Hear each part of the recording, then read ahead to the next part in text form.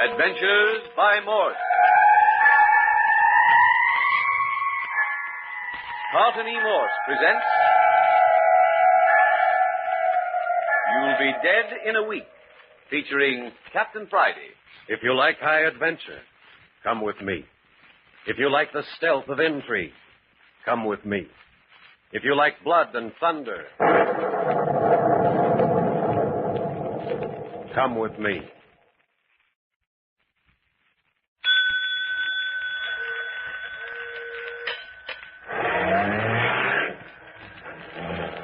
Late yesterday afternoon, Captain Friday and his operative Skip Turner hopped a plane in San Francisco and hurried south to Hollywood on a very mysterious mission.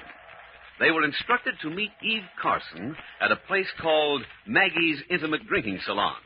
It's a flossy drinking establishment located on the Sunset Strip, an exclusive small shop district. The two boys landed at the municipal airport, hustled off the plane, and grabbed a cab to their destination. They found Maggie's Intimate Drinking Salon an intriguing spot, but they were even more intrigued with the story Eve Carson was telling them. Right from the beginning, Miss Carson. Well, you see, Captain Friday, my brother Wesley and I came to California after Father, our last living relative, died in the East. Between us, we're worth $1 million, maybe $2 million. Doggone, little old female gold mine. Well, that's what a lot of the smart boys thought. Nobody's worked me yet. Go on with your story. We loved it out here, and we're very happy. Then about 2 months ago, something happened. My brother was coming down to breakfast one morning when suddenly he lost consciousness and plunged headfirst down the stairs. I see. Bumped his head in the fall, and he hasn't been the same since. No, he apparently wasn't hurt in the fall, but he went to our doctor to find out why he lost consciousness. The doctor told him, Wes, in a week you'll be dead. Well, you didn't take just one doctor's word for it. Oh, no, we checked with 3 other specialists. And they all say your brother will be dead in a week? Yes. I see. Well, of course, we're very sympathetic, Miss Carson, but where do we fit into the picture? Ever since Wes heard the bad news, well, he just shrugged his shoulders and said, what have I got to lose? And has been running wild ever since, huh? He's been doing everything that amuses him. Right now, it amuses him to be tied up with Blackie North and his bunch of cutthroats. Blackie North? Hey, you mean the gangster? Yes. But see here, I don't see where Please, Captain Friday, if you could sort of look out for him, take care of him, protect him. Protect him from what? Why, from himself, I suppose. If he's got to die, at least he can die with the family name clean, not as a criminal. If I get you right, you want us to curb his last week of fun just so you can write, he was a good man on his tombstone.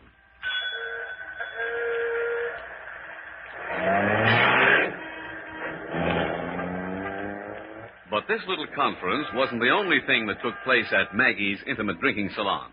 Skip Turner, a little bored with the inactivity in the dimly lighted cocktail bar, picked a fight with the piano player and laid him gently across the keyboard.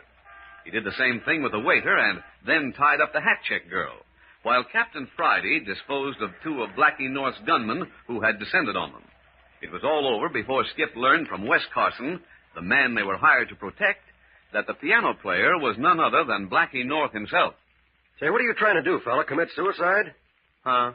That man you just knocked out is Blackie North. Well, what about it? You wake up some morning with a carcass full of lead. Who are you, anyway? Wes, please, they're friends of mine. Eve, are you the cause of all this? Do you mind, Wes? These gangsters are nothing to you, are they? No, they're just amusing. But Blackie North's a pretty tough guy. Somebody's going to get hurt. Who are these 2 fellows? This is Captain Friday and Skip Turner. How are you, Wes? Your sister here's hired us to play bodyguard and fall guy for you during this next week. Oh.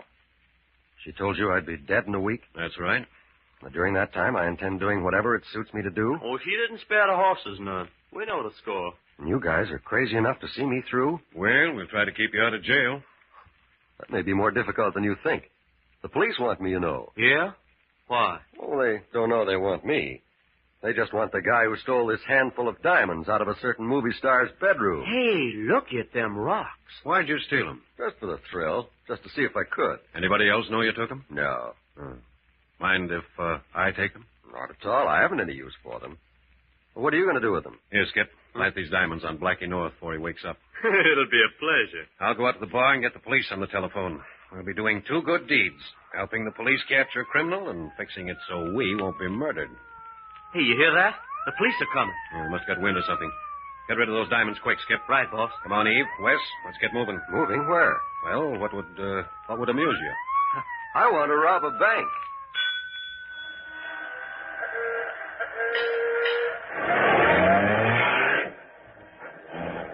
And so the little party left Maggie's intimate drinking salon and retired to the Carson home in Beverly Hills to plan a bank robbery. That was last night. This morning, Captain Friday and Skip are seated in the breakfast nook, wondering about their next assignment with Wes Carson. Hey, with all this leather upholstery on the window seat and the glass top on the table, this looks more like a cocktail bar than a breakfast nook. I can see you don't get around much in Beverly Hills, Skip. No, and I ain't used to going without breakfast neither. What gives? Miss Carson's preparing it, I believe. It's the maid's day off. Oh, this would have to happen to me. I'm starving. Oh, it may not be so bad. She seems a very practical girl. Yeah, but I wish you didn't have to practice on me. What you staring out the window for? The fog's lifting. Well, it always does about this time. What you looking at? Just as I suspected. There he is on the corner. Who? One of Blackie North's gorillas. See him? Where? Oh, yeah. Hey, that's one of the torpedoes we beat up last night. He's watching this house, all right. You want me to go out and dust him off? No, we got more important things to attend to. And don't say anything to Eve. Might worry her. Wonder if the police picked up Blackie last night. No, unfortunately, our little plan didn't work out. How do you know? I've already read the morning paper. That siren we heard was a police car, all right. But they were on their way to a club a couple of blocks down the strip. Yeah? What happened? Oh, the usual brawl. Movie actor and an orchestra leader. Well, then, hey, that means that Blackie's got them diamonds and nobody knows it but us. That's about the size of it. We certainly played Santa Claus to Blackie last night. Now, watch it. Here's Miss Carson. Oh, good morning, Miss Carson. Good morning. Sorry to make you wait so long for breakfast. Hot cakes. I hope you like them. Please help yourself to the syrup while I pour the coffee. Did we do anything to help? No, everything's under control now, I think. Please begin. I don't need no urging. These hotcakes look delicious. And they are delicious. Man, pancakes are my favorite fruit. And these are the best I ever tasted. You certainly fooled me, Miss Carson. Fooled you? How? Well, you don't look like a babe who could hash. That's a left-handed compliment, Miss Carson. Skip means you're so beautiful and charming, you'd never suspect you could also cook. Oh, thank you. But I'm afraid I haven't cooked much since finishing school. Oh, you cooked in school? Well, of course. In the domestic economy class. We all had to take it. Well, blow me down. Hey, they're finally getting some sense in these colleges. Won't you have some more? No, thanks. Better save the rest of that batter for Wes. He'll be hungry when he wakes up. You're sure he's all right, Captain Friday? Oh, yes. I only put one sleeping tablet in his drink last night. They're harmless. I do wish you weren't so set on robbing a bank. So do I. And if it wasn't for you and your pancakes, Miss Carson, I'd be tempted to take it on the lam right now. But he is set on it. That's why I gave him the pill last night, so I could make a few phone calls. Do you think he can manage it? Safely, I mean. Well, Mr. Jordan's on his way here right now. Mr. Jordan? He's the manager of the city bank. Your bank, I believe. Oh, yes, of course. You say he's coming here? I'm afraid we'll have to take him into our confidence. Oh, Captain Friday, I love my brother. He's such a good, clean boy. Don't let anything happen to him. Please. We'll do our best, Miss Carson, but robbing a bank is dangerous business. I know. And sometimes I think I shouldn't. But I do want him to be happy for this last week. Probably Jordan now. He said he'd be right over. Where would you like to talk to him? Right here will do. I'll bring him right in. Hey, you know this fella Jordan, boss? Not very well. I've met him. Well, what if he won't go for the deal? I think we can handle him. Mr. Jordan says he knows you, Captain Friday. How are you, Jordan? Well, Captain, it's good to see you again. This is my right-hand man, Skip Turner. Well, glad to know you, Mr. Jordan. Thank you. Well, Captain, I brought along Miss Carson's bank statement, but I must confess I'm a little puzzled by the mystery. I think I can clear it up for you. May I see the statement, please, Mr. Jordan? If it's agreeable to Miss Carson. Quite. Well, it shows a balance of over $200,000 in the checking account. Is that right? That's right. $200,000. A face and a figure like yours and $200,000 in the bank. And a good cook besides. Oh, the Lord sure good to some people. If you've finished extolling the virtues of Miss Carson, Skip, we'll get down to business. I'll be quiet. But you can't keep me from dreaming. Would you be willing to risk $200,000 in this robbery, Miss Carson? Anything for Wes, Captain Friday. Good.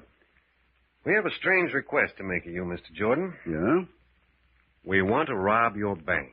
Rob my... But surely you're joking. No, we're in deadly earnest.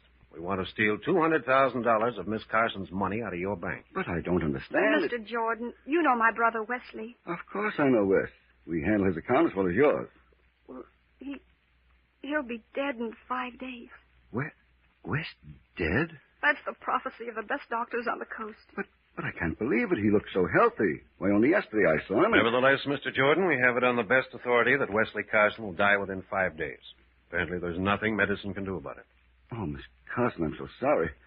Wes is such a fine young man. Now, you can well understand that Miss Carson wants her brother to enjoy all the happiness possible during these last 5 days. But of course, if there's anything I can do... There is a lot you can do. You can let him rob your bank. It's an impulse he's had since childhood, and now he feels there's no longer any reason for repressing it. Oh, I see. Here's our plan. Miss Carson will give you a check for $200,000. You distribute this money among your tellers.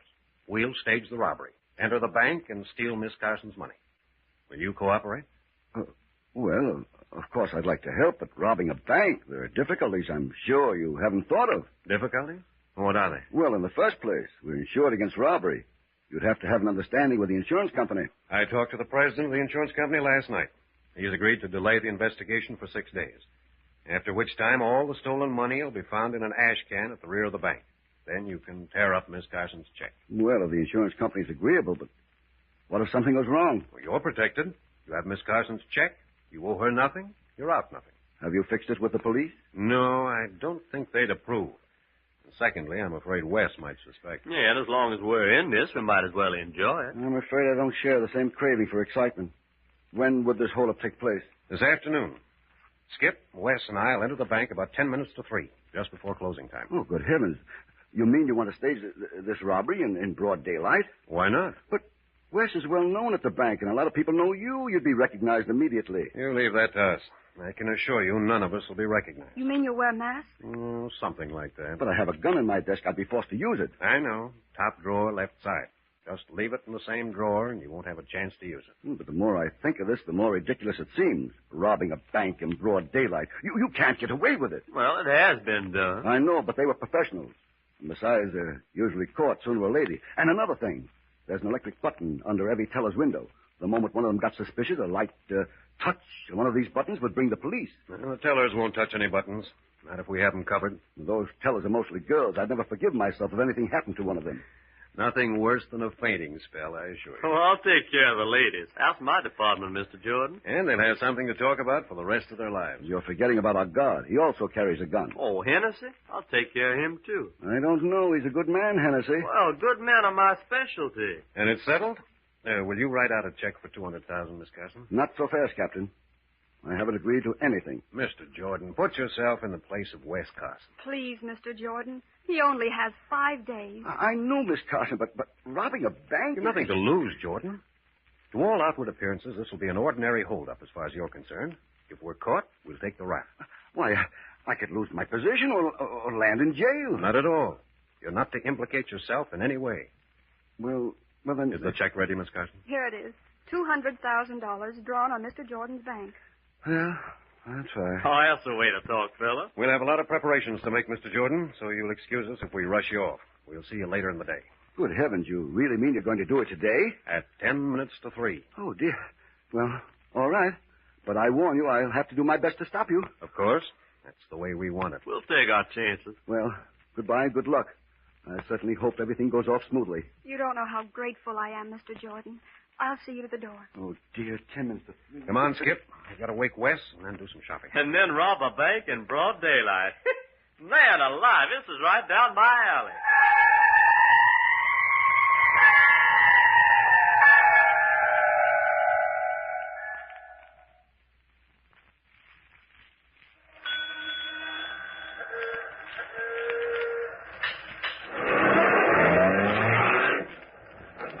It's been a busy morning for Captain Friday and Skip. After waking Wes Carson and finding him none the worse for having taken a sleeping pill the night before, they left him eating a hearty breakfast while they departed on a shopping tour. The tour included a Hollywood studio arsenal, where they procured several rounds of blank cartridges and the Hollywood costumers, where Captain Friday selected a number of articles of clothing and makeup items. They're now in an upstairs bedroom of the Carson home, getting ready for the big adventure, the robbing of a bank in broad daylight.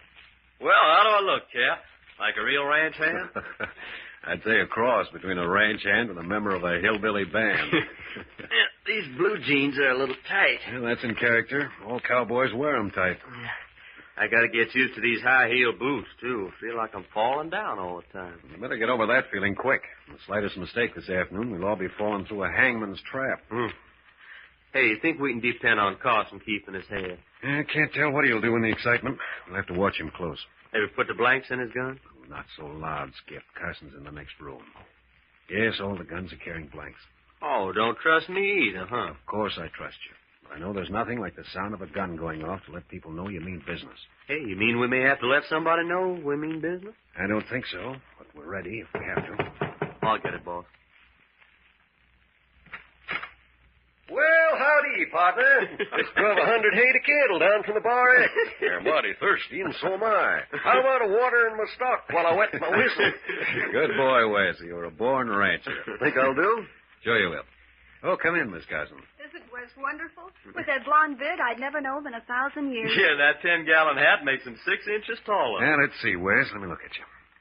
Blue serge suit, cuffs tucked into high-heel boots, stiff collar, bowstring tie. Yep, you'll do. You're a wealthy cattleman if I ever saw one. Gee, this is exciting, isn't it? I never had so much fun in my life. I had an awful time getting him away from the mirror. You should have been an actor, Wes. Well, how you like me, Miss Carson? Of course, I ain't a wealthy cattleman like Wes and Captain Friday here. Me, I'm just a poor ranch hand that drives that big car and does all the dirty work. I love your long sideburns. And that false nose makes you look positively beautiful. Yeah, but the thing is, if you saw me on the street, would you know me? Well, if I did, I don't think I'd admit it. But seriously, boys, the disguises are wonderful. Even though Mr. Jordan knows you, I don't think he'll recognize you in those outfits. I hope you're right. Our lives may depend on it. Now, let's go over our plan again. I'll get in character by rolling a cigarette. Get this now, both of you. We'll drive Miss Carson's sedan up to the curb in front of the bank. There'll be a piece of blanket hanging from the trunk in the rear. The end of the blanket will cover the license plate. That sounds all right. Naturally, I don't want Eve implicated in any way. Now we're at the bank. We go in together. Skip a little respectfully behind Wes and me. We go straight to Jordan's office behind the little wooden railing, Wes. What do you do, Skip? Oh, I look for Hennessy. He'll probably be around the counter in the middle of the floor. Hennessy? Oh, yes, that's the guard. He ought to be easy to spot in his uniform. Oh, I'll find it. And then I ask him to show me to the washroom. It's in the rear of the building. Hennessy prides himself on being a gentleman, so I think he'll escort you back there. Well, if he don't, I'll have a gun in his ribs. He'll be polite, all right. When you get to the washroom, you tie him up and gag him. You got your materials? Right here. Lariat and yellow scarf. Good. Then you get back and cover the entrance. Let anybody come in that wants to, but don't let anybody go out. Over my dead body. Well, let's hope not. Yeah. Meanwhile, Wes, you and I are sitting in Mr. Jordan's office. We're a couple of ranchers from San Fernando Valley, and we want to negotiate a loan. Right. We discuss the terms of the loan with Jordan until we see Skip return from the washroom and go to the entrance. But what if Skip needs somebody else back there in the washroom? Oh, I'll take care of him. This rope's pretty long. Well, Wes, must you go through with this? So many things can happen. Oh, don't worry, sis. We'll have a picnic. Yes, ain't no time to get scared. Granting everything's okay and back. If everything's okay, I'll walk through the bank, and then when I go by Jordan's office, I'll take off my hat and wipe my forehead. And when you get that signal, Wes? I remark on the heat and ask Jordan where I can get a drink of water. Now, I don't know what Jordan will say, but I do know there's a water cooler in the teller's cage adjoining Jordan's office. If he suggests the cooler, he'll probably open the door for you himself. If he doesn't, I will suggest it. You can see it from the office through the grill work. I go into the cage and get a drink from the cooler. Now, some of the tellers will probably look around as you enter the cage. But as you take a paper cup from the holder and pour yourself a drink, they'll probably continue their work. I finish my drink and whip my gun out of my coat pocket and order all tellers to step back 2 feet from their windows. By this time, I'll have taken Jordan's gun from his desk drawer. With the gun in Jordan's back, we'll both go into the cage. I'll have the tellers covered, all 5 of them. I take this sack from under my hat like this, and then I go to work in the number 1 teller. Right. You order him to empty his drawer into the sack. Then you go on to the next teller. If all goes well, it shouldn't take more than 30 seconds to empty all 5 drawers into the sack. Then we back out the same door we came in and break for the entrance. Not break exactly. Walk. Don't run. A lot of people in the bank won't even know what's going on. The less commotion we make, the better. Yeah, and don't forget your sack, Wes. Oh, no. It's full of money, and I've got it under my arm. I walk outside and get in the back seat of the car. I get in the front seat and start the motor. But what if you're jammed in? You know, a car in front and a car in back. In Beverly Hills, cars park facing the curb. Nothing can get in front or back of us without blocking the street. Oh, of course, I know that. I guess I'm so nervous I can't think. Now, I back out into the street facing south. Skip? I keep the entrance covered until I see you're ready. Then I run and jump into the front seat beside you. And we're off. Once we get into the canyons and the hills, we'll change our clothes and get rid of our disguises. We stuff the blanket into the trunk so our license plate shows.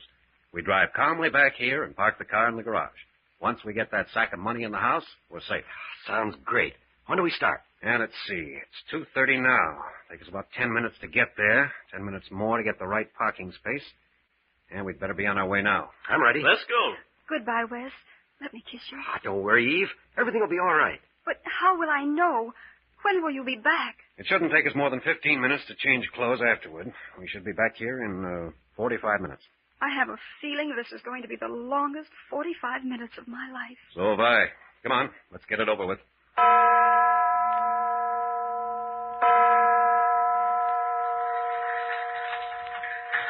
You see, gentlemen, the appraisal of the property... Mr. Jordan, may I see you for a moment? Yes, of course, Mr. Littell. Would you excuse me for a second? Yes, certainly, Mr. Jordan. Only take a second. I'll be right back. Watch it now, Wes. Skip has taken Hennessy into the back room. He should be back by now. And we can't make a move till Skip's at the front door. What if he doesn't show up? Don't worry about Skip. He'll hold up his end. Can we just stroll along with Jordan? That's the idea. Watch it. Here he comes back. As I was saying, gentlemen, you must understand that I couldn't make a loan until I've had your property appraised. That may take several days. Well, I'm afraid I can't wait that long. See, we need the money now. We got a bargain in some beeves up north, Mr. Jordan. What time is it? Yeah, almost 3 o'clock. Why? Oh, I don't know. Just wondering. Yeah, I guess ain't time to visit no other banks today.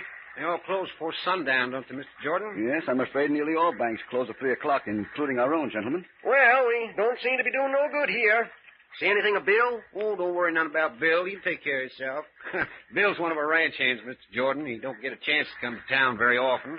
Why don't you gentlemen come in early tomorrow? We'll have more time to talk over your loan. I'm sure we can work it out some way. Early? Say about cockcrow? Cockcrow? Yeah, I always forget you city fellas don't know how to talk time. Cockcrow's 5 o'clock. Oh, I see. Well, I'm afraid that's a bit early. You see, we don't open our doors to the public until... There's Bill. Where? Yep, I see him. I told you didn't have to worry none about him. He must be pretty warm. Bill's taking off his hat and wiping his head. Yeah, it is pretty warm in the city, especially when you're dressed up in your Sunday clothes. Ever drink of water handy, Mr. Jordan? Water? No, I'm afraid we Ain't don't. that one of them newfangled water coolers in that there cage? Oh, yes, but we don't usually... Go on in, help yourself. Mr. Jordan won't care, will you? Oh, no, of course not. But I'll have to unlock the door to the cage. Sorry to be so much bother. When you're so dry, you're chewing on cactus. There you are. Cooler's over there. Hey, what are you doing in that door? Button your lip, Jordan. Now ahead of me. Into the cage. It's you. Why, I didn't recognize... Pipe down and do as you're told. Yes, sir. All tellers, hands over your heads. Step back 2 paces from your window. Hold up. You there, Blondie. Back 2 paces. We're all back. Get going with the sack. Oh, you. Dump your drawer into this sack. Keep your hands up and your heads down. All right. Number 2. Into the sack. You'd better do as he says. Number 3 window. Empty your drawer into the sack. And don't spill any. Now number 4. Thank you, miss. One more. Thank you very much, ladies and gentlemen. And I'd advise you to stay away from those buttons. The first person who touches one gets a bullet. That's Bill out there in the doorway. He can hit a dime at 100 yards. Come on, bring the sack. Backing out. Keep 'em covered.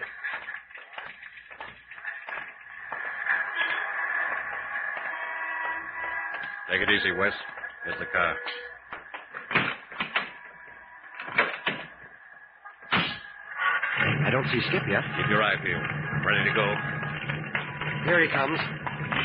Come in. We made it. There's a soldier signaling. Oh, no time for hitchhikers now. He's an MP. Look at his armband. Yeah, waving us down. Now slow down. Hey, look, there's somebody coming from the other side. They're jumping on the running board. All right, get him up and into the back seat. We're covered from both sides. Quiet, punk. Keep him covered, Porgy. Blackie North, in a soldier's uniform. That's a federal offense, fella. You know that? Look who's talking. I got him now. Take the wheel, Porgy.